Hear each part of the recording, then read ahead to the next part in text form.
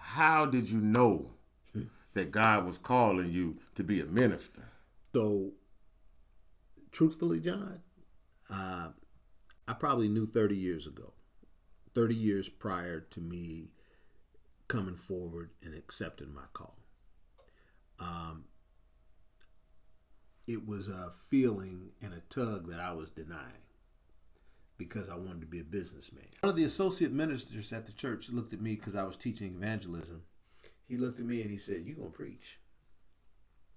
And I laughed, but I didn't. I just laughed and turned away. But it was a feeling that God was tugging. He was, and I thank God that in my ignorance of running, like I can run from him. No, you can't run from God. But that he was patient with me. So the story goes, I was out mowing the lawn, doing some weed whacking in the front yard, and I was having a bad run of life. Just things just not right. And I was always talking to the Lord when I was doing that. And I just said, "Lord, what is it? Why is this happening? What is going on?"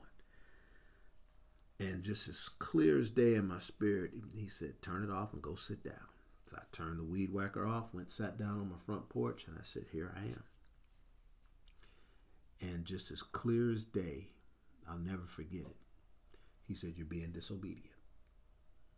That's all he had to say, because I knew exactly what he meant.